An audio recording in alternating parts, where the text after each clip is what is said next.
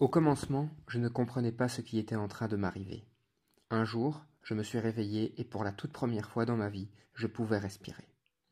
Mes cheveux étaient toujours ébènes, mes yeux avaient encore la même couleur émeraude, mais quelque chose semblait différent, était différent. De toute évidence, ce n'était pas physique. Ça se passait à l'intérieur de moi-même. Je n'avais pas la moindre capacité de décrire les sensations déroutantes qui avaient lieu. C'était comme si, maintenant, mon cerveau, mon corps avaient un mot sur ce que je pouvais ressentir. Depuis mon plus jeune âge, on nous a enseigné l'importance des émotions et comment nous seuls pouvions dicter à notre corps comment se sentir. Si on voulait éprouver de la tristesse, on n'avait qu'à le penser et c'était suffisant pour l'être, et pareillement pour la peur, la colère ou la joie. Néanmoins, tu ne pouvais les différencier. Elles te faisaient toutes le même effet. Vide. J'étais vide, exempté de toute émotion, et au début, après avoir reçu ce que j'avais pour habitude d'appeler bénédiction, tout paraissait tellement surréel. Je vis le soleil à son apogée dans le ciel, et je pouvais sentir le vent battant sur mon visage, ébouriffant mes cheveux. Et je voyais et je ressentais toute chose. Je le gardais pour moi. Afia, la gouvernante d'Eudémonia, ne pouvait surtout pas le savoir, car ce que je n'ai décrypté que beaucoup plus tard comme un sentiment de peur m'en empêcha. Donc, j'appris à le cacher en faisant tout ce que les autres démoniens faisaient. N'avoir aucune émotion sur sa figure, pas de front tendu, pas de mouvement rapide et compulsif, pas de froncement de sourcils, pas d'yeux écarquillés. Rien qui pouvait leur montrer que j'étais à présent un aliéné de la société. Ma voix ne pouvait-elle non plus jamais me décevoir. Pas de craquement, juste un ton monotone et stable. Malheureusement pour moi, la bénédiction tourna vite en cauchemar. Je me rendis compte que j'étais seul et la confusion s'installa. Après avoir appris comment me confondre dans la masse, j'ai commencé à observer. La beauté avait disparu.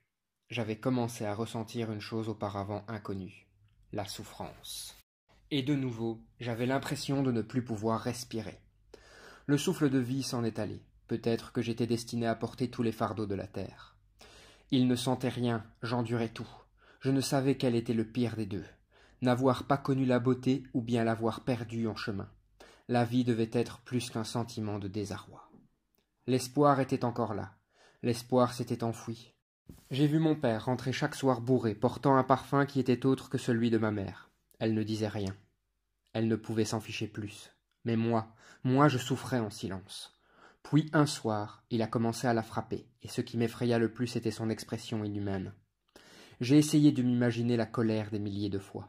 Je n'ai jamais réussi. Mais lui, la frappant ainsi, il devait bien la ressentir, cette soi-disant colère. Pourtant, son expression resta pareille. Creuse et inhabitée, tandis que maman restait là, affalée sur le sol avec les couleurs du ciel sans plus bouger. Et le gamin de 10 ans que j'étais à l'époque n'a rien su faire. Elle était morte. La douleur fut foudroyante. En grandissant, je n'ai fait que m'isoler. Personne n'avait la capacité de comprendre ce que je voyais. Je voyais des gens mourir de faim, des enfants sans abri, des gens qui passaient à côté d'eux sans rien faire, sans rien leur donner. Malgré leurs divergences, vous savez ce qu'ils avaient en commun? La même expression d'un visage inanimé. Encore et encore, à chaque coin de rue, je venais à l'encontre d'une figure semblable à la précédente. Les années passèrent et mon souhait ne s'exauça jamais. Celui de ne plus ressentir, ne plus sentir la main de mon propre père sur mon corps, et surtout ne plus éprouver la douleur du monde. La brûlure devint abusivement trop profonde et insoutenable. Quelque chose me manquait, et j'ai eu la réponse que lors de mes 18 ans. Je suis resté après la fin des cours à la librairie pour finir mes devoirs qui n'étaient qu'une plate excuse pour ne pas rentrer chez moi. J'allais tourner à droite quand quelqu'un me rentra dedans. Cheveux platine, yeux saphir, sublime. Séraphine. À ce moment-là, pendant que le vert se mélangeait avec le bleu, j'eus l'impression de pouvoir respirer à nouveau.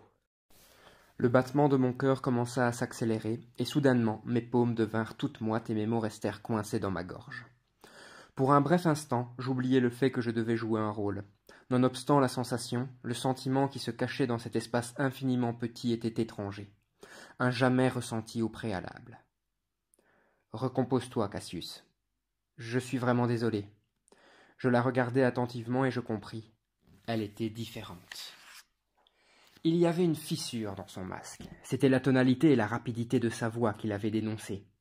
Elle était beaucoup trop essoufflée. Un eudémonien n'était jamais essoufflé. Et comme un éclair, une minuscule part d'espoir me revint. Je ne pense pas connaître ton prénom. Hésitation et haussement de voix à la fin de la phrase.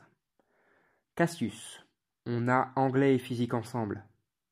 Ma voix était monotone et sans hésitation contrairement à la sienne. Oui, bien sûr, moi c'est Séraphine. Elle sourit et me tendit sa toute minuscule main pour que je la prenne. Elle était indéniablement différente. Je ne sais pas combien de temps ça fait depuis qu'elle est comme moi, mais elle était là, devant moi, comme un rêve devenu réalité. Je le sais.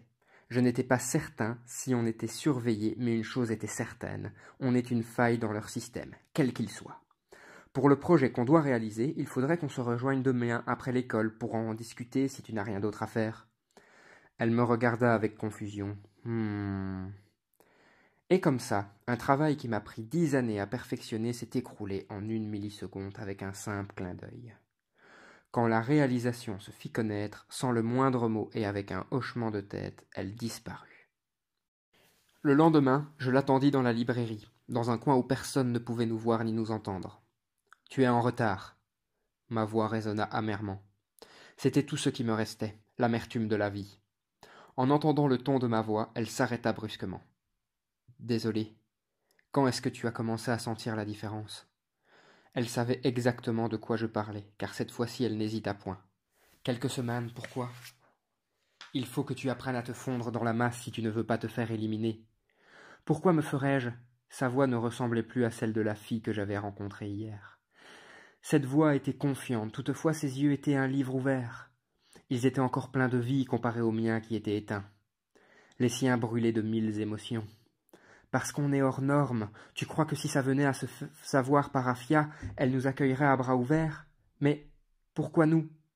Alors là, princesse, c'est la question du siècle.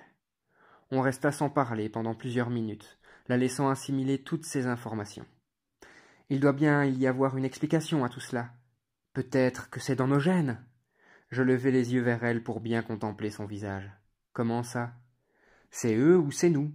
Bien que je pense que ce soit eux, car je me suis jamais senti plus en vie que là, maintenant. Avant, c'était comme si je vivais... Mais intérieurement, tout était mortifié. Tu as bien dû ressentir cela, non ? Elle ressemblait à un enfant, innocente et pure, ne connaissant pas l'atrocité de cet endroit. Il était une fois, oui, mais tu vas vite te rendre compte que vivre est chose impossible, on survit. Elle fit un pas en avant et avec la voix la plus douce que mes oreilles n'ont jamais entendue, elle dit « La beauté est là, il ne faut plus que trouver quelque chose qui te donne de l'espoir. » Peut-être que la douleur était faite pour être partagée. Quand ton cœur se brisait et la peur et la confusion s'installaient, peut-être qu'il fallait se battre pour nous rappeler qu'on était toujours en vie. Et pour la toute première fois depuis une éternité, je ne souhaitais plus ne plus pouvoir rien ressentir. Cette fille ralluma la vie jadis éteinte en moi. Séraphine était orpheline. Je le compris quand on arriva dans la partie la plus détériorée de la cité. Comment des gens ont pu laisser tomber une fille tellement parfaite ? Là, elle me montra une bibliothèque, pas n'importe laquelle. Elle contenait toutes les réponses à mes questions. Comment as-tu trouvé cet endroit ? Je me promenais dans les couloirs un jour et cette porte qui n'a jamais été ouverte l'était. Je ne pense pas qu'elle se soit réveillée du jour au lendemain pour trouver qu'elle avait changé. Je pense qu'elle a appris à ressentir. Il y a 100 ans de cela, les humains ont réussi à fabriquer une machine capable de retirer toute sensation à l'intérieur d'un être vivant. Sentir s'appelait cette machine. Le créateur, Dr Xalvador, a déclaré lors d'une conférence que c'était la plus grandiose des inventions. Une invention capable de retirer toutes les souffrances du monde. Bien sûr, cela allait avoir un prix. On allait certes perdre ce qui était mauvais, mais on allait aussi perdre ce qui était bon. La joie, l'amour, l'espoir. Mais cela ne valait pas la peine si on avait la capacité de vivre dans un monde où toute personne était heureuse. L'amour n'apportait pas lui aussi le chagrin ? Il y a 95 ans de cela, un groupe de personnes s'est isolé pour faire donner naissance à une nouvelle cité. Eudémonia. Sauf qu'il y a dû y avoir une faille. Les rayons de la machine n'avaient plus d'effet sur nous. Ça faisait des mois que Séraphine et moi nous nous retirions dans la bibliothèque pour découvrir et apprendre sur un monde qu'on n'eut jamais la chance de connaître. Vous souvenez-vous de la chose qui me manquait ? Je l'ai trouvée. C'était l'espoir. L'espoir d'aimer, l'espoir d'être heureux, l'espoir de pouvoir rêver à nouveau et de tout recommencer. Séraphine me faisait ressentir une paix indescriptible. Mon pouls ne faisait que s'accélérer en sa présence et elle me faisait ressentir toutes les émotions inimaginables. La vie avait enfin un sens. Par contre, tout doucement, je vis la flamme s'éteindre dans ses yeux. Elle ne parlait presque plus, elle s'était totalement renfermée sur elle-même. J'avais l'impression de voir l'ancien moi. « Est-ce que ça va ?»« Quoi, pas de princesse aujourd'hui ?» Son ton était ironique. Tout ce qu'elle n'était pas. « Tu as l'air absente. »« Et quoi, ça t'intéresse ?»« Oui, bien sûr que ça m'intéresse. » Elle me regarda d'un air triste, les yeux remplis de larmes. « Juste, laisse-moi tranquille. J'ai besoin de temps pour réfléchir. » Une larme s'échappa et roula sur son visage de porcelaine. L'ai-je perdue avant même de l'avoir eue? Elle n'était pas venue à l'école les jours suivants. Elle était introuvable. Tout à coup, je me souvins de la première chose réelle qu'elle m'ait dite. Mes parents sont morts quand je n'étais qu'un bébé, du moins c'est ce qu'on m'a raconté. Ils ne l'ont pas abandonné. Quand j'avais 8 ans, j'avais pour habitude de m'enfuir de l'orphelinat pour aller près de la falaise, à la limite de la cité, pour regarder le soleil couchant.